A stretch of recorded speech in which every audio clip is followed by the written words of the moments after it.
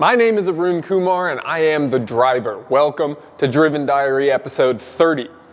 Driven Diary is the documentation of my life as I work to build $1 billion automotive service business with Driven Auto Co. Check out drivenautoco.com to learn about everything that we're doing here. In this week's episode, I go on a major rant about California sales tax, I finish phase 2 of the Live Hard program, and I wrap up my week acting as a service advisor. Let's get to the video.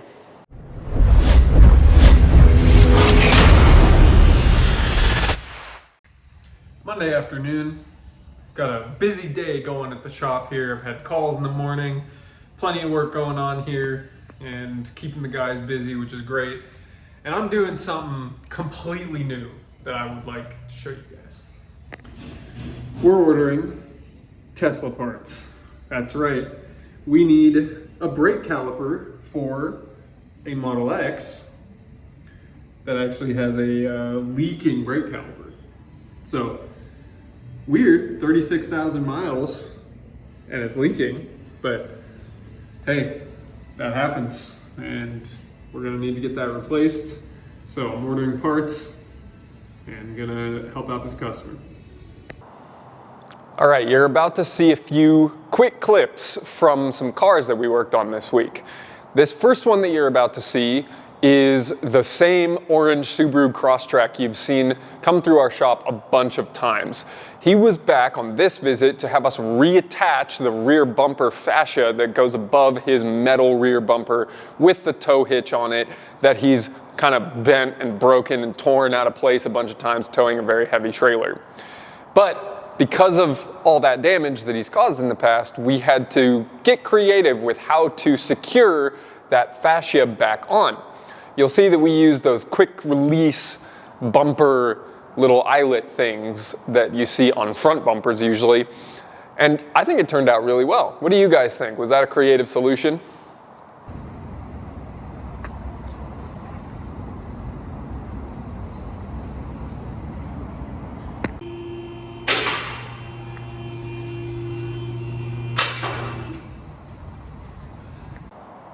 There's that X5 again. We did end up installing the complete new oil pan. You saw it all shiny in there. That's it for that one. Update, customers happy that we were able to catch his problem. He definitely won't have any oil leaks from that now. It's unfortunate that Jiffy Lube or whoever it was that previously did a really quick oil change really gnarled that one up for him. And in other news, I sold the final car that was abandoned behind my shop when I bought it. This is a 2002 Lexus wagon IS300. Now these are pretty rare. It did have a 2J in it. And as far as I knew, it didn't run. I didn't have keys for it. I didn't have paperwork for it. And I basically said, you know, come get it. I will not be liable for this thing anymore, and somebody came and paid a deposit on it within 3 hours and had it towed out that night. I guess they are popular.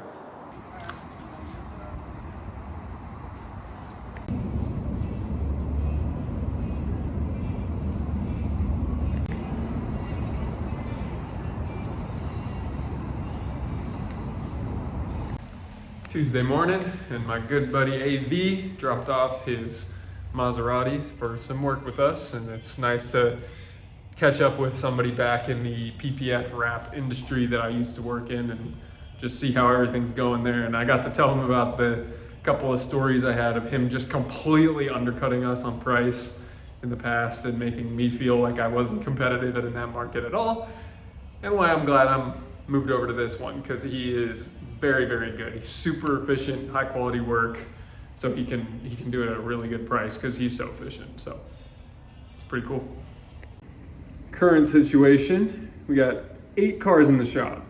4 of them we can work on, and 4 of them are waiting for parts because we've had to order specialty parts or parts with a long duration, or we have a Maserati here, which obviously is gonna take a little while to get parts. So in general, waiting on a lot of parts. But if we look at our RO quick view, our current work in progress is looking pretty solid. We're having a good month of March. Tuesday evening, Tuesday evening, 6:50 p.m. I've been big sighing all day and I'm tired. I was working at about 9:45 last night and I basically fell asleep at the keyboard. Went to bed at 10, woke up at 4, worked the shop all day today, and tomorrow's the last day of working the shop all day. And as you saw from that last clip, we're doing very well, or I should say my selling ability is doing very well. And I never thought I'd be good at it, honestly, but I'm getting pretty good at it. So I'm happy about that. Building good relationships, building trust, kind of letting the selling just happen on its own. Other than that, now I'm sitting here basically catching up from falling asleep at the computer yesterday, and I'm getting back up to speed on Schwartz Advisors work. Between the trip to Utah and the trip to Seattle last week, I got a little behind or a little bit backed up. A lot of work landed on my plate all at once, and it has taken me from, call it Thursday of last week when I really should have been getting on it, to now to really get caught up. So I'm caught up, no harm, no foul, really. And I'm gonna go home and do my second workout. I'm gonna try to get to bed a little earlier because I did notice today that my vocabulary recall is one of the things that really takes a hit when I'm sleep deprived. And I'm having more trouble thinking of the words that I meant to say than normal. You can tell I'm tired because that wasn't even a freaking sentence. Come on, Arun. So I'm gonna go home, work out, go to sleep.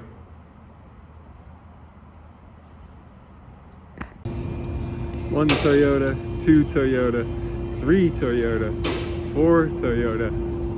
Oh no, an Acura, and a Tesla, and a BMW, and a Maserati, and a Nissan. And the Hyundai is still there. We are packed to the gills today, and it's freaking awesome. Wednesday morning, it's my last day being a service advisor, but it's a good day, that's for sure. We got a ton of cars here, and I love this. That's all there is to it. All right, this next clip is a quick update on the break-in car. You saw a little clip of a car that had been broken into, passenger window shattered, whole ignition and steering column assembly was destroyed. Insurance is paying for this job. The customer basically approved just a complete major overhaul of the entire back half of the steering wheel. So we got that done. All parts from Hyundai that were a few days out, but we got it done.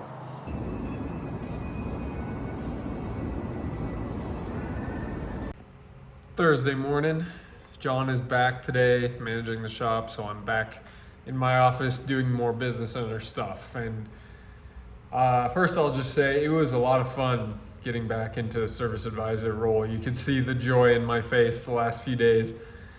And frankly, yeah, I'm having to now step back out of that and into more business leadership stuff, which is hard conversations, hard decisions, financial management, just a lot of other stuff. And so one of the things I'm looking at right now is we had a lift certification inspection a couple of months ago. Came back with a bunch of problems on our lifts. And so most of them are getting fixed pretty easily, but there is one lift that has some cables that need to be replaced, and those cables are on back order, and they've been on back order for a month. Haven't been able to get that lift operational actually again since basically end of February. So it's been down for a while, and it was our main lift. The big blue 4-post that you saw in a couple of videos ago with a Model X on it. That Model X is still there, that lift is not moving. And it's a bit frustrating. So I'm shopping for lifts, and my neighbor, my shop next door here, has a super fast lift in their shop that is their main workhorse lift. And I want to get some of those. So I don't know if I'm going to be replacing with one or two, but I'm looking at a rotary shockwave lift, and they have a YouTube video here that I want to play just to show you guys kind of what I'm seeing and why I want to go through with this one.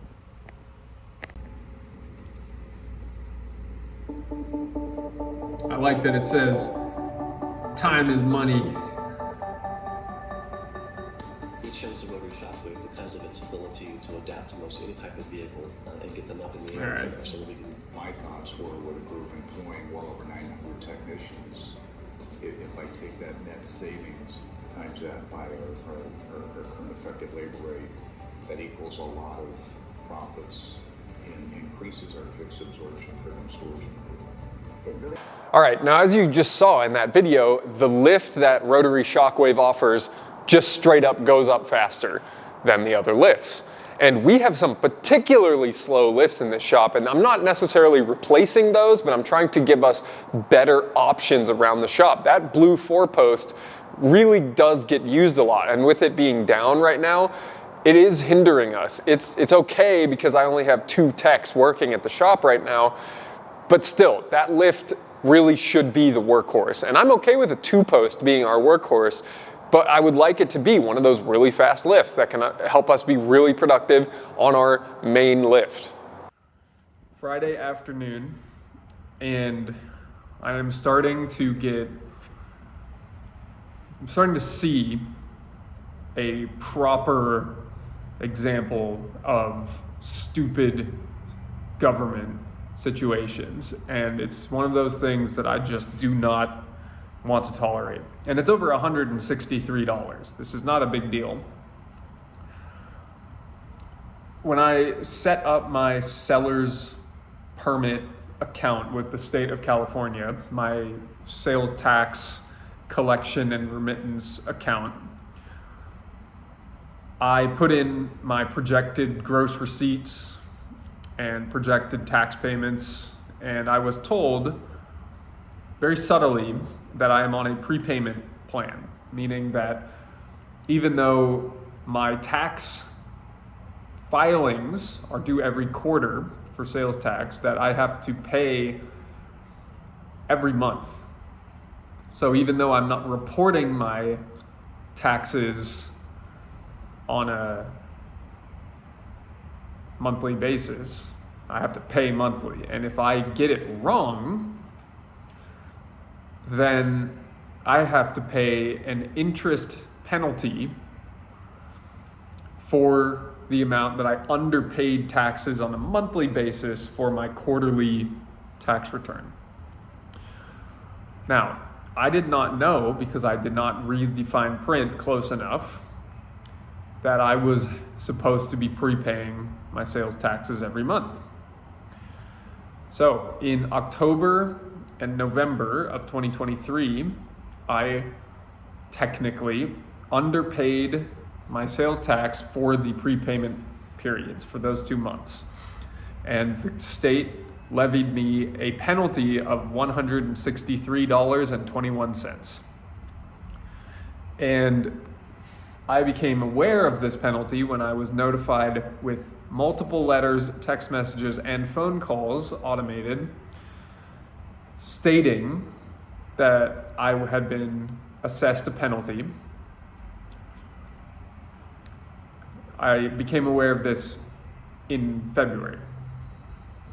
So in February, I called and I said, "What's this penalty for?" And they said, "Oh, you didn't prepay your sales tax. You're on a prepayment account." So, okay, I didn't read the fine print, my bad.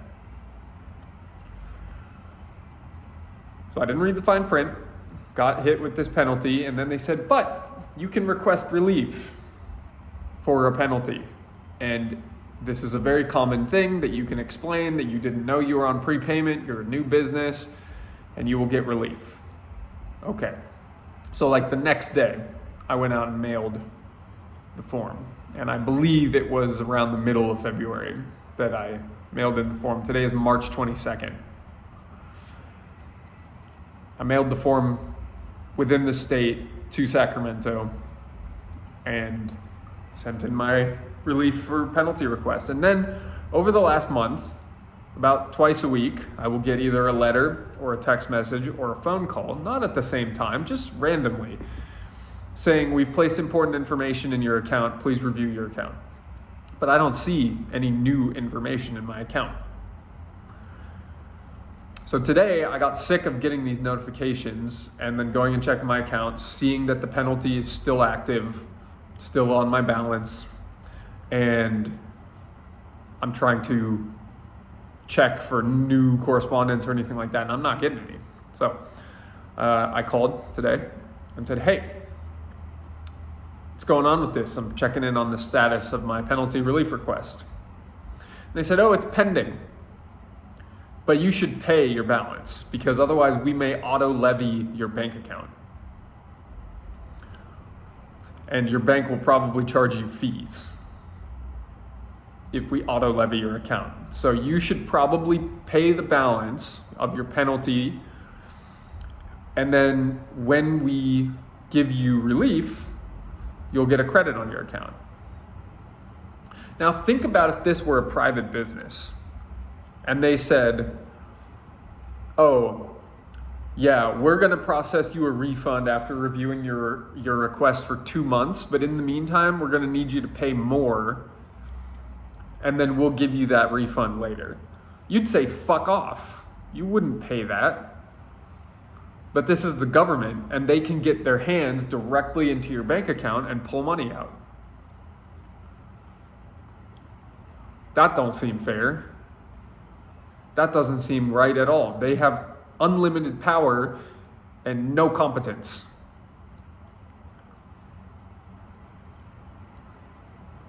So I'm not gonna pay it. Still not gonna pay it.